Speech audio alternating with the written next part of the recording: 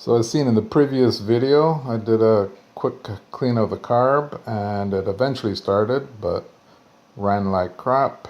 So now I'm just going to show you guys how I got to the carb and took it apart and cleaned it and found another little surprise when I was trying to restart it again.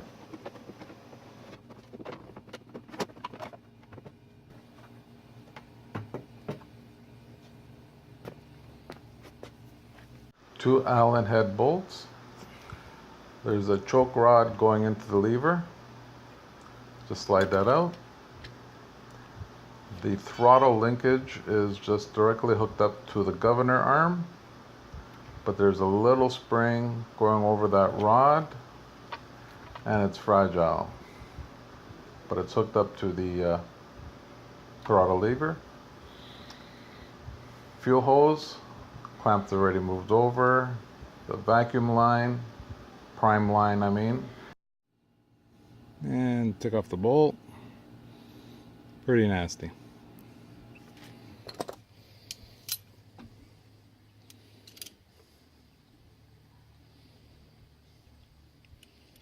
It looks like it's leaking the hose.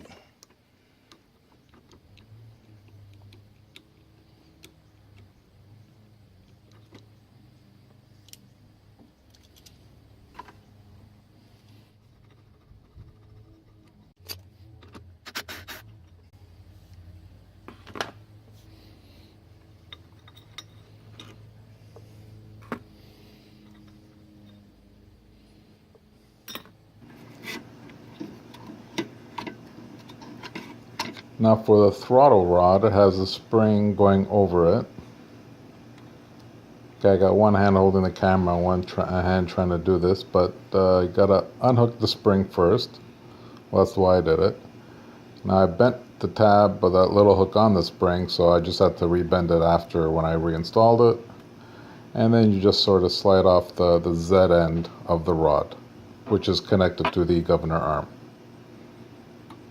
I just unhook the spring and slide it out. But since I got one hand holding the camera, I couldn't remove it like this.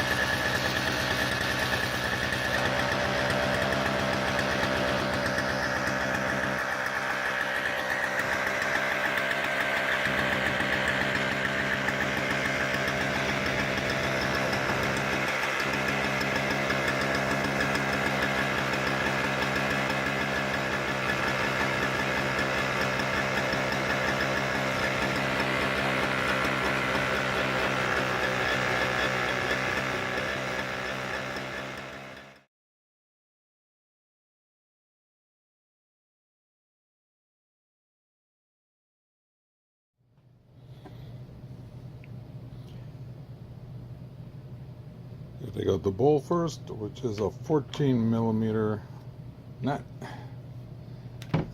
bolt, what do you want to call it.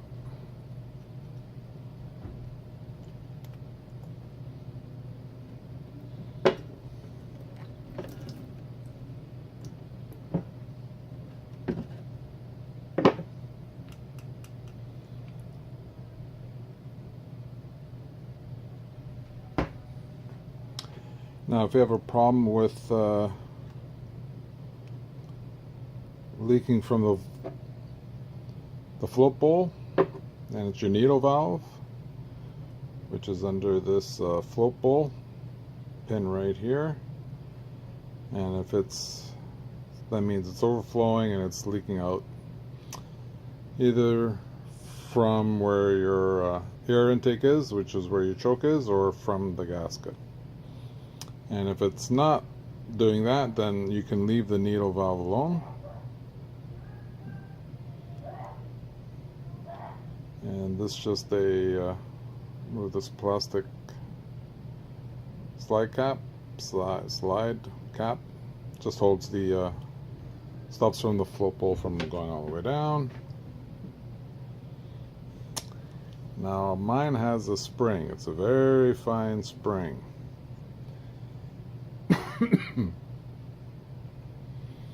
And you got to remember the orientation of it and how it's put on, and don't lose it. It stops, just helps the float not bounce around a lot, my guess.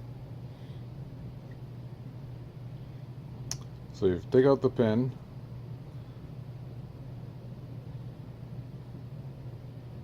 to get to the needle valve. Remember how this goes. And there's a picture of it. So what you do is you hold on to the spring with your finger and just slide out the pin. If you can get it out.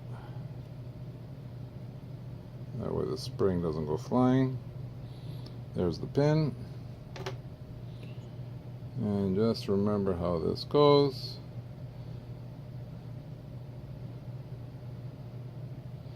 And just remove the spring. And do not lose it. There it is. It's there to the side. And the float bowl with the needle should just come out. So that's how the needle is. It just has a little groove in there in the float bowl that holds it in place. And you want to clean that needle, the tip. So this is what stops the fuel from flowing into the carb bowl when the float bowl reaches its highest point.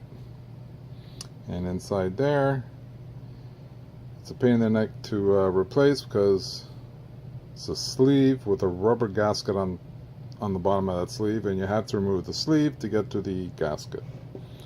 So if yours is not leaking, leave it alone and just clean the passages. This is your main jet. It's a two-piece jet. Sometimes one piece comes out and sometimes it comes out as a whole.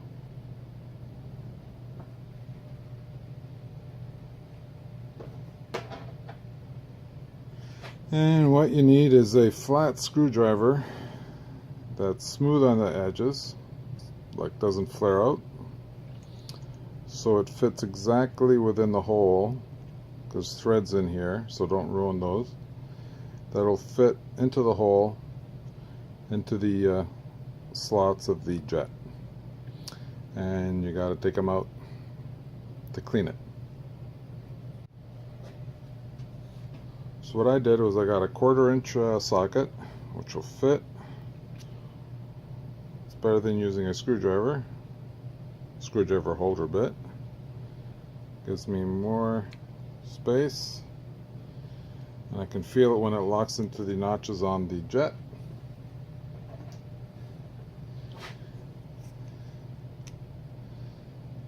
You can actually use a socket screwdriver holder and press down and slowly turn. So that released it. I can do the rest by hand. Be careful of the threads. So you're ready. There.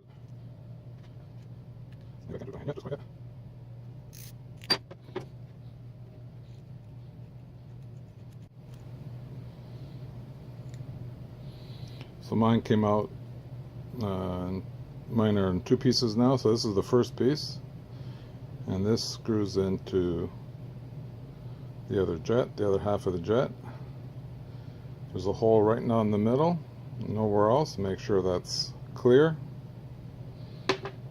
when you clean it out. And you can see there's the other half. And this is why sometimes if you use a screwdriver holder bit, this goes down too far. And if I can get it in there, let's see, it'll be...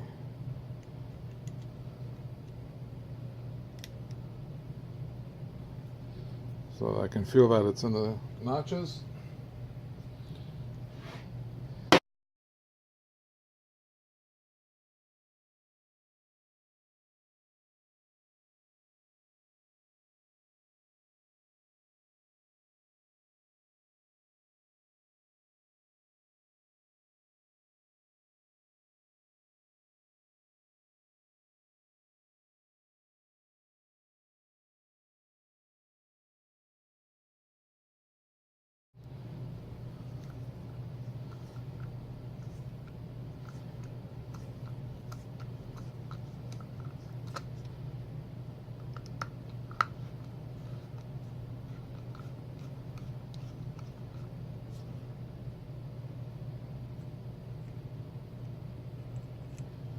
That's what I mean by those notches.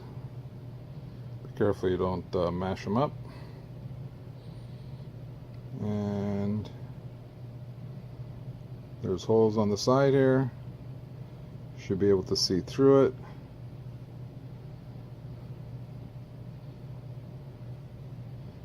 And you gotta use a thin wire.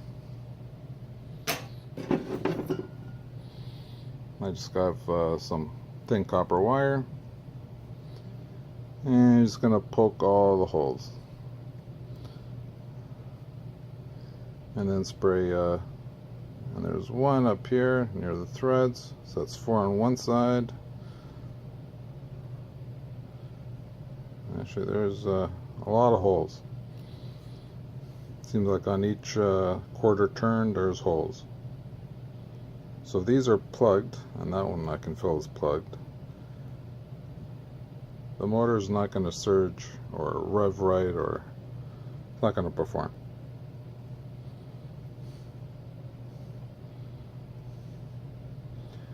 Now, I don't have any carb cleaner on me. Actually, these holes go right through. They're parallel from the opposite end, so from one end of the hole goes in the other side. Ooh, that one's plugged. All right.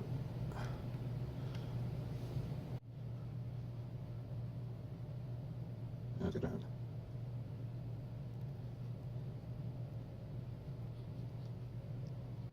Shove it down the middle.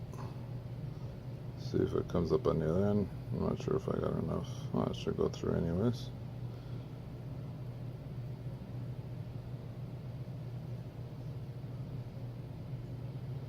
Better use copper if you can instead of steel, because you don't want to copper soft enough. You're not going to enlarge the holes or scratch up the surface. And this was dirty. And I'm low on so I'm using brake cleaner, and I'm even low on that. Now if you hold the bottom, it should come out on all the holes. And I got no pressure. That's just wonderful.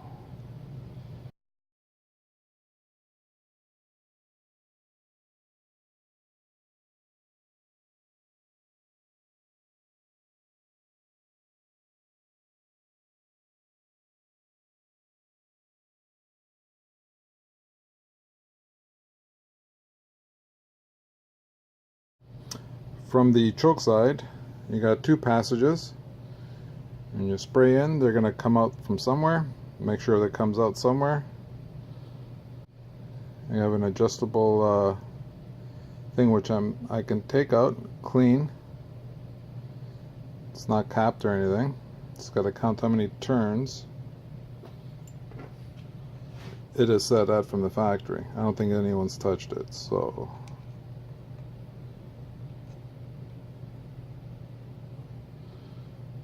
Let's see. That's half. That's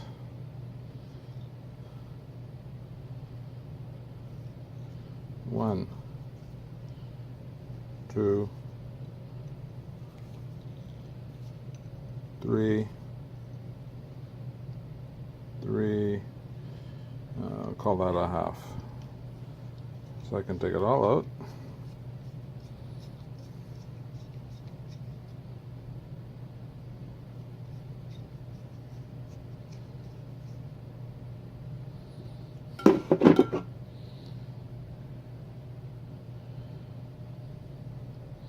So you want to make sure that's all cleaned. And this one's not bad at all.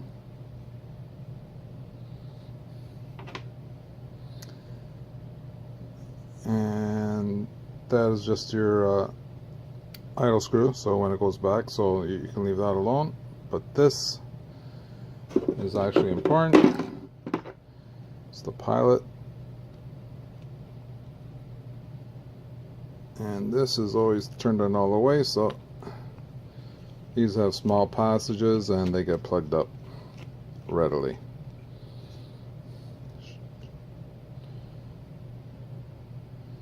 Yep, can't even see through mine. There's a hole there.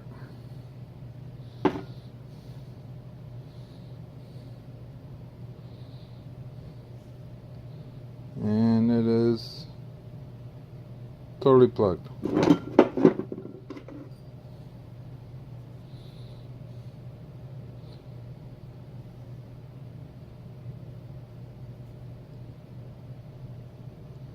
Yep.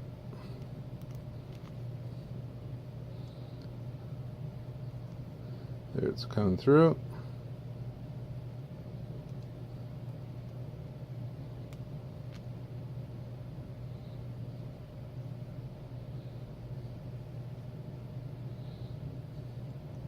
Oh, they're not lined up. That's why I couldn't see through it. So, one's lower, the other one's higher, but they're connected. So I gotta make sure from in here.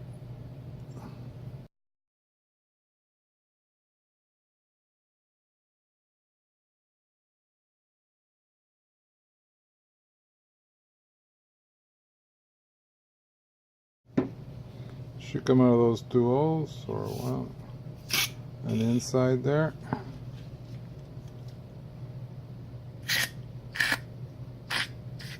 Yeah, comes out good.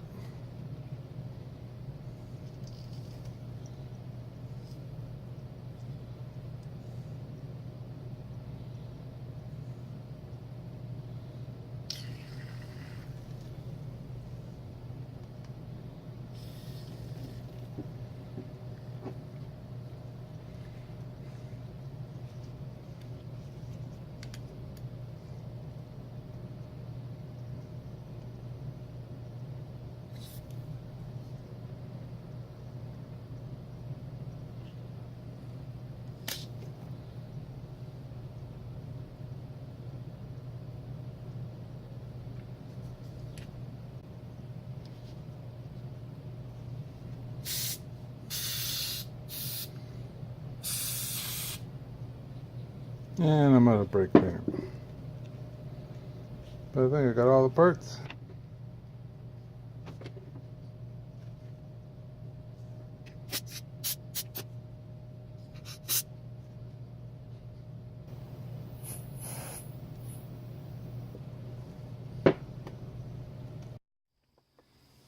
So I'm just gonna came outside to blow out some of these passages with some compressed air. If there's any debris in there, it should come out.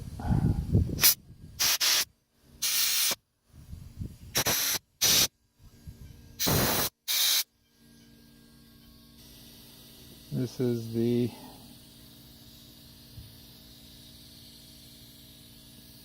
primer bulb with tube location. So just want to hammer it in a little bit.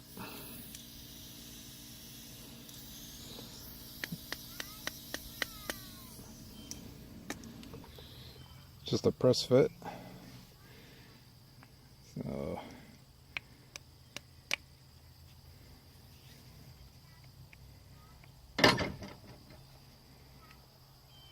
trying to push it in more. Also to create an air seal. Oh, a leak in the air seal.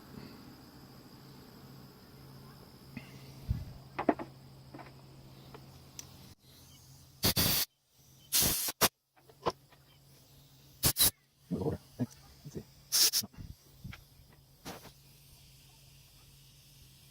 should I do this thing?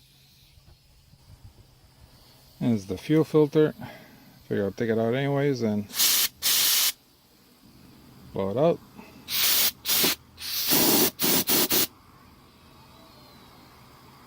Looks like it's just a steel screen inside there.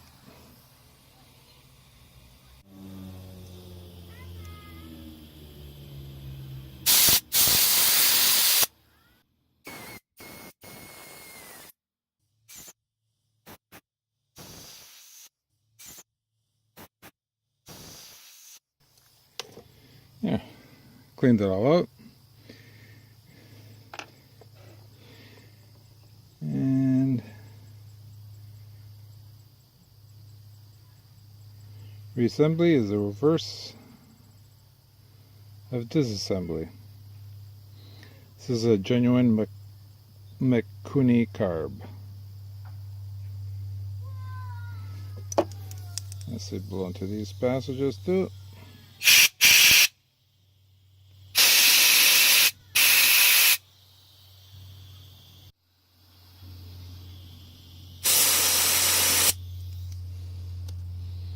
Let's see how she runs. Okay, this is the carb all reassembled. Before you put the two bolts, make sure you hook up the throttle linkage. Easier now than after. Remember the spring. You got the spring in there.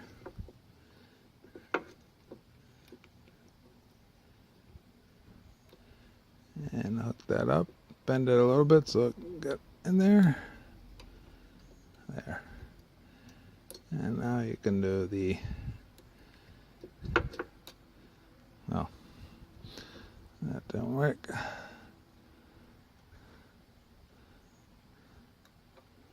Okay. Got the spring and the linkage in. Make sure it's aligned properly.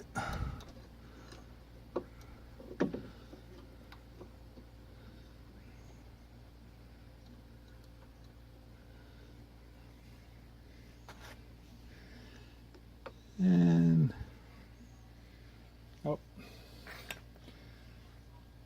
don't forget the intake cover. No gasket there.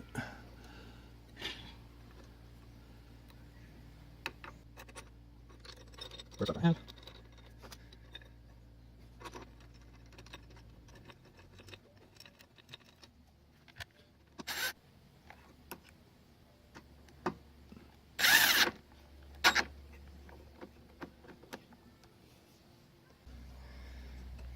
And just hook up the fuel line and the fuel filter if you removed it. Primer tube.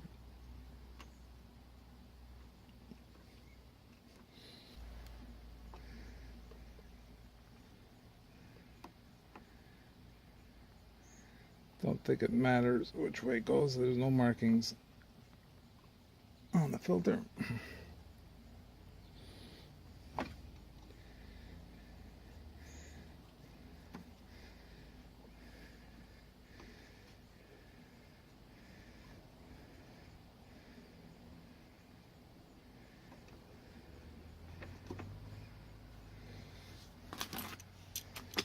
Attach the clamps.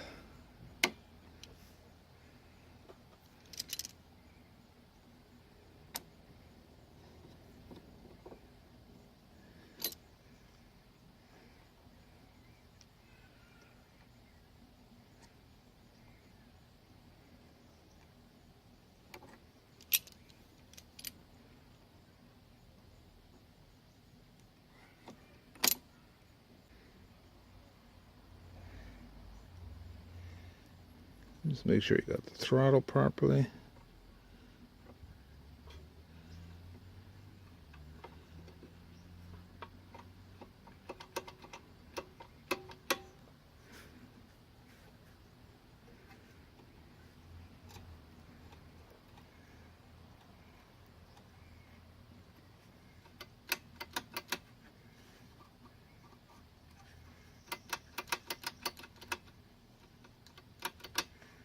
And put some oil saw in here.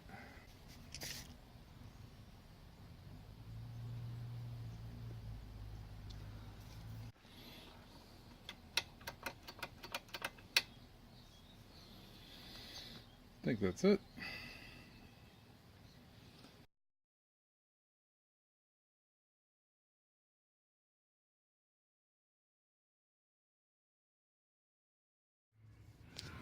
And this is the wire that I found. See, it's hard to see in the sunlight here, but this was making intermittent contact with this connection. Now this was just covered up with the sleeve, so you just push this back on both ends. Just push them back. And this was a bullet connector, and the other half is in here. So I was getting intermittent spark depending how this was touching. So it looks like simple, cheap fix. This is the connector for the on-off switch. The key, you don't need it. So this is the wire from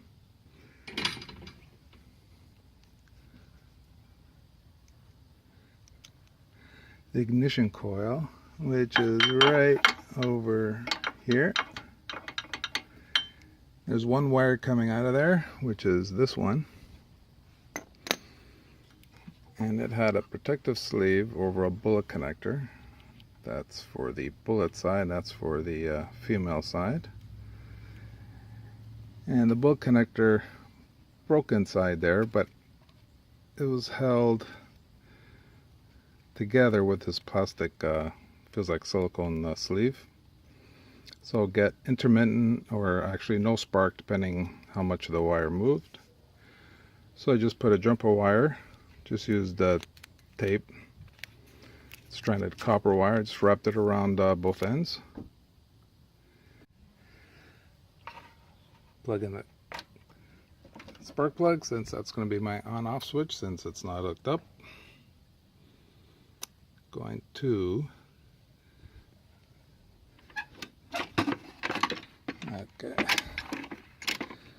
I'm gonna prime it. I forgot to put the cover over this carb, but you can see, should see fuel going in there, and you got a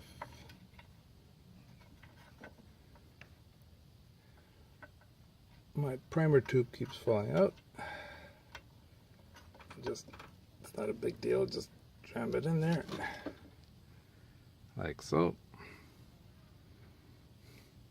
Prime it till see fuel.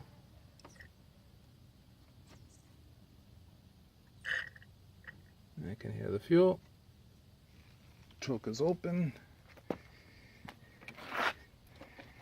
And let's see if she starts on one pull.